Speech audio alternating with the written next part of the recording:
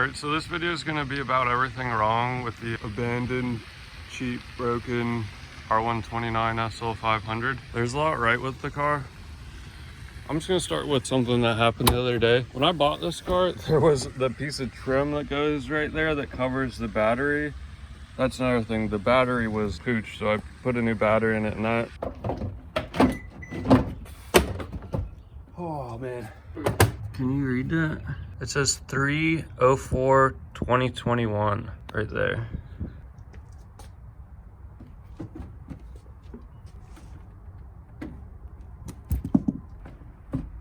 If it'll fit. That's what she said. Whoa.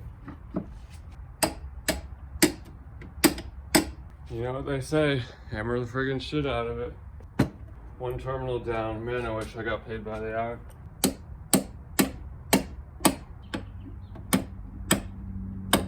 I'm not sure that thing's ever coming off, and that helped it start on its own, so it doesn't need to be jumped anymore.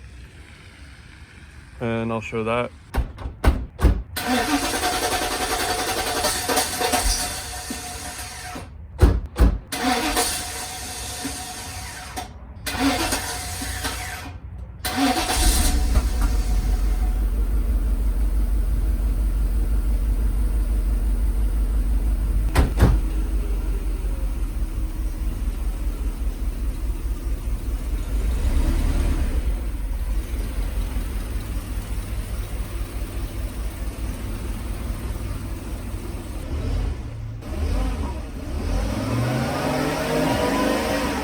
But so this battery or not the battery, the cover right here just walked away the day that I brought the car home, which sort of sucks. In searching the car, I found a lot of interesting things. The car is clean now, so, I mean, it looks better, but there's still like things wrong with it, like the seat right here, which you could have seen in another video. The soft top's another huge problem. Let's try and put this top down. Why not? It's doing something. Oh man, it's doing something. Oh no. No, no, no. Oh no, it's leaking so much fluid. Oh fuck. Oh no. Fuck.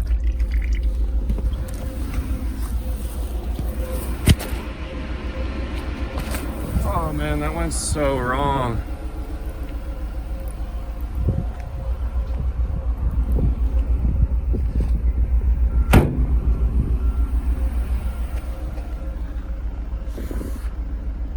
Man, that is terrible.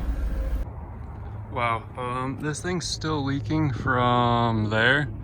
I really can't believe how much fluid is coming out of there. I wish the system would just friggin' or something. Like, it's literally everywhere. It ruined the seat right here already. It won't stop. I just can't believe it. But top down without the roll bar up, man, it's looking good.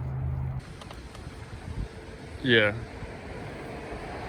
The other day when I tried to put the soft top down, it just started leaking like a mother right here. I have this piece of trim, it's in there. Unfortunately, I like cracked a little bit of it because it's so friggin' old. But so I will put that piece of trim back, but like it just leaked like no other out of right here. Just pouring down on me, like onto the seat and everything. Something cool that I found in the car. There's old papers in the car, like this K40 sonar. It's like, I guess it's like radar or something. But so that's what this switch is that I brought up in another video. I'm not sure if it does. Oh, that switch also turns. Okay. So yeah, I guess this is volume and this is strength or whatever. What made me realize that there was something like that was, where is it? Original bumper, that's cool. Where is it? Under here. And now I can't see it. Oh, right there. Can you see that? No, you can't.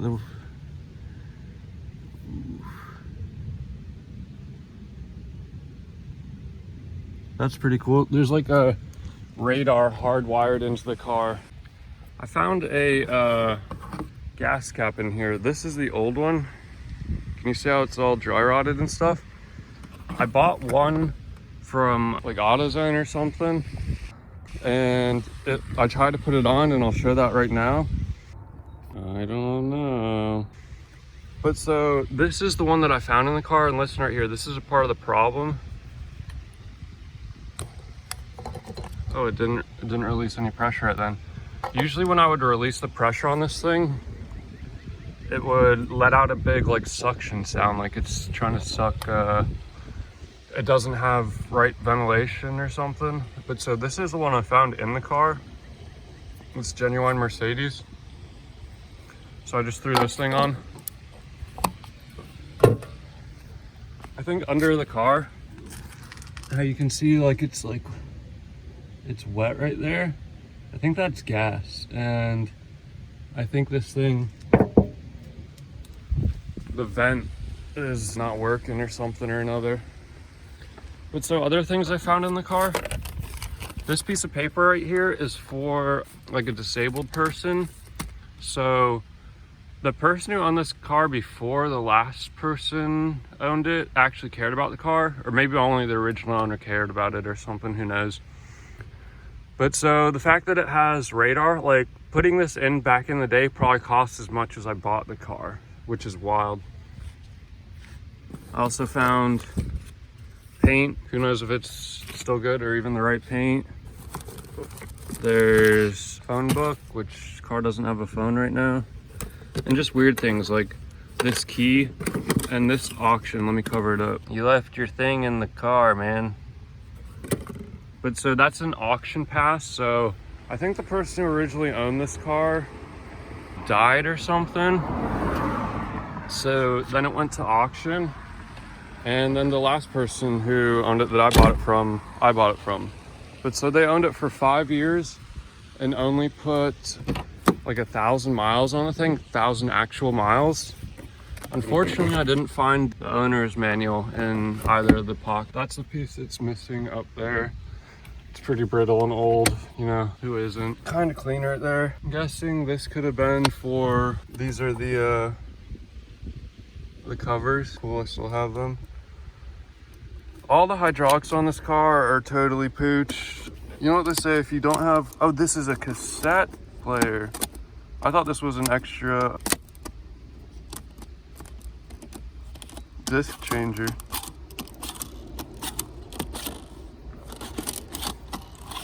Speaking of disc changer, something cool that this car has still, which didn't get stolen, is a disc changer. And apparently it worked. Fortunately, I'm gonna have to sell the car because this was in the trunk. So, oof, yeah, I don't know about that. Might just have to but the fact that the disc changer still works and is there, has the cover, I mean, that's cool.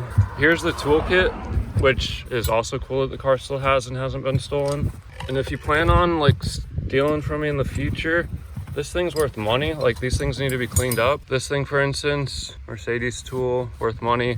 This thing right here alone, $100. Who knows what the shit this is? Miniature dill, whatever. I like how this thing folds. I'll be able to find this piece. Someone already offered to sell it for me $100. I think I'll find it cheap. So let's talk about what's also good on this car. The hood struts. Oh my goodness, I've never seen a pair of hood struts that work that good. What's really cool, this is a new, I don't know if it's just this part of the harness that is new, but it says 2011, and all these cables feel really nice. They're not brittle. But what sucks is the car only seems to be running on 4 cylinders at best. I guess there's still coolant in there. The car doesn't have didn't have milky coolant, and this thing looks clean inside. Checked the oil and checked the transmission fluid. Looked good. Resituated this on. Fixing what's wrong. It's gonna be another video. Window washer fluid is totally low, you know what I'm saying? Someone did care about this car. Worst thing about the car is this glass marker is busted, and so is that right there. I'm not entirely certain if I'm gonna fix, because this is also broken. Main goal is to just get the car running, probably drive it over summer and get rid of it. I am going to buff the car and pressure wash it, because just washing the car, there was moss all over everything. Yeah, for the most part, Things about the car are good. Soft top, like I said, leaked fluid everywhere. Original windshield, which I can't see any nicks or cracks in it, which is pretty cool. This is what I'm talking about, all the mold and moss that was everywhere. Just blowing it out didn't do it all. What's also cool about this car, I took these off so they didn't all fall off. I think one of them's still on because it was held on pretty good. I'm gonna reattach the center logo on. I am missing one center logo on these rims, but these rims are the monoblocks and they're also staggered. So you can see how the bolts are sticking out right here. These are like really wide in the back, and then up front, they're much skinnier. See how the bolts go in? And it's like closer to the hub. I like that. What's also interesting, I was told that these cars have hydraulic suspension. There's a spring in there. So there's a spring in the back, like right there. But so I guess the shocks or the struts are like hydraulic, and then it has spring suspension, which makes absolutely no sense to me. Whenever I try and turn on the radio though, also it says it needs a code. It's because I took the battery out. When I replaced the battery, the check engine light went off. I put on that junk cap or something, and then it came back on. Or no, I tried to drive around without the cap on entirely. It threw the check engine light code. The key, I only got one key, but it still springs. I don't think the battery works, so I don't know what this button does. I think it's an original key. Main problem with this car is like, you could hear the radar. That's pretty freaking cool.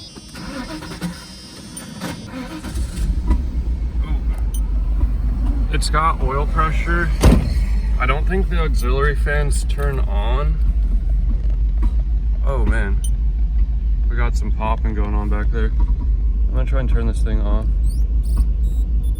That is so cool.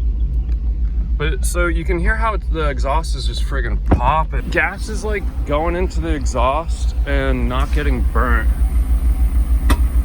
So yeah, that's how you can tell that it's not running good. But so since it has a harness from 2011, I figure I've been watching that dude, Pete's Carport. That dude's wicked awesome. Find him on YouTube and Instagram, Pete's Carport. Problem is the auxiliary fans don't turn on this car. So if you're driving it around and you're like stopped in traffic, it will creep up pretty hot, which is mega scary. But I don't think this, I mean, I've never overheated it.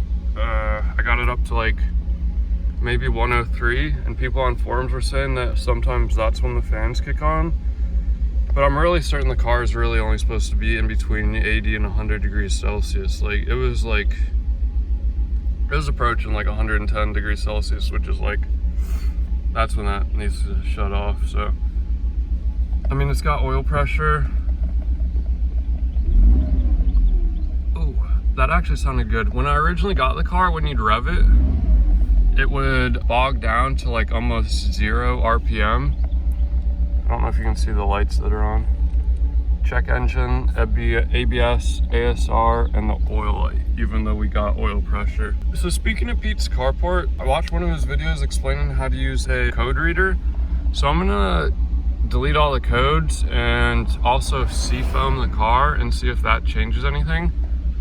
I really think that fixing the car's gas pressure in the gas tank would fix the situation. I also think seafoaming and putting in just fresh gas would do it, because the people that own the car literally hadn't driven it in the longest time. When I originally started it, it ran incredibly bad. It would stall. The car doesn't stall now, but like imagine driving a heavy ass sedan, or not sedan, a coupe that runs only on 4 cylinders. Like it's not gonna run good. Yeah, that concludes the video. What's also mega cool is the electric mirrors. They all work. The seats all work, which I freaking love. Just shows the build quality of this car. Like the thing hadn't seen any love in the longest time. Also the windows, they work good.